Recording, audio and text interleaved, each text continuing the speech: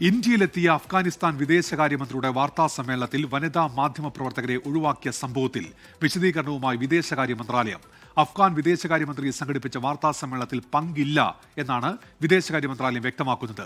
വനിതാ മാധ്യമപ്രവർത്തകരെ ഒഴിവാക്കിയതിൽ പ്രധാനമന്ത്രി നിലപാട് വ്യക്തമാക്കണമെന്ന് പ്രിയങ്ക ഗാന്ധി ആവശ്യപ്പെട്ടു. ആർ അച്യുതൻ ഡൽഹിയിൽ നിന്ന്. അച്യുതൻ, ഈ സംഭവം വിവാദമായ പശ്ചാത്തലത്തിലാണല്ലോ വിദേശകാര്യ മന്ത്രാലയത്തിന്റെ പ്രതികരണം. വിവരങ്ങൾ എന്തൊക്കെയാണ് അച്യുതൻ?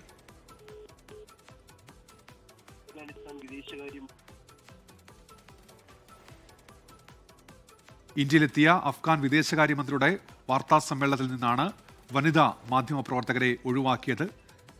അക്കാര്യത്തിലാണ് ഇപ്പോൾ വിദേശകാര്യ മന്ത്രാലയം വിശദീകരണം നൽകുന്നത്. അച്യുതൻ, വിവരങ്ങൾ എന്തൊക്കെയാണ്?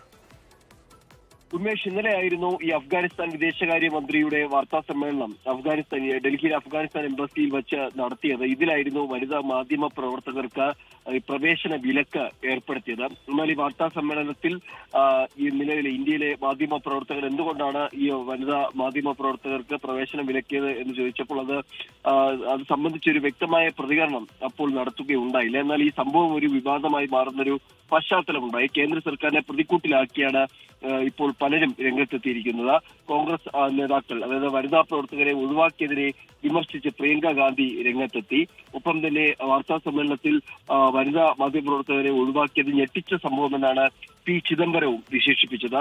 എന്നാൽ ഈ സംഭവത്തിൽ ഇപ്പോൾ വിദേശകാര്യ മന്ത്രാലയം പ്രതികരിച്ചിരിക്കുന്നത് വനിതാ മാധ്യമ പ്രവർത്തകരെ ഒഴിവാക്കിയ ആ ഒരു സംഭവം, ആ വാർത്താ സമ്മേളനത്തിൽ തങ്ങൾക്ക് പങ്കില്ല എന്നതായിരുന്നു വിദേശകാര്യ മന്ത്രാലയം ഇതുമായി ബന്ധപ്പെട്ട് ഇപ്പോൾ പ്രതികരിച്ചിരിക്കുന്നത്.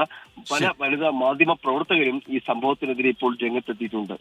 ശരി, ആർ അച്യുതനാണ് വാർത്തയുടെ വിശദാംശങ്ങൾ ഇപ്പോൾ നൽകിയത്. മുഖ്യമന്ത്രിക്കെതിരെ പ്രതിഷേധിക്കാനെത്തിയ 10 യൂത്ത് കോൺഗ്രസ് പ്രവർത്തകർ ഇപ്പോൾ ഫോർട്ട് കൊച്ചിയിലും കസ്റ്റഡിയിലായിട്ടുണ്ട് എന്നുള്ള വാർത്ത വിഷ്ണു സുരേഷ് ഇപ്പോൾ അറിയിക്കുന്നുണ്ട്. ലോകത്തെവിടെയായാലും ഏത് സമയത്തും 24 വാർത്തകളും ഓഗ്മെന്റഡ് റിയാലിറ്റി പാക്കേജുകളും എക്സ്പ്ലെയിനറുകളും വിശദമായി കാണാൻ ഞങ്ങളുടെ യൂട്യൂബ് ചാനൽ നിങ്ങൾക്ക് സബ്സ്ക്രൈബ് ചെയ്യാം.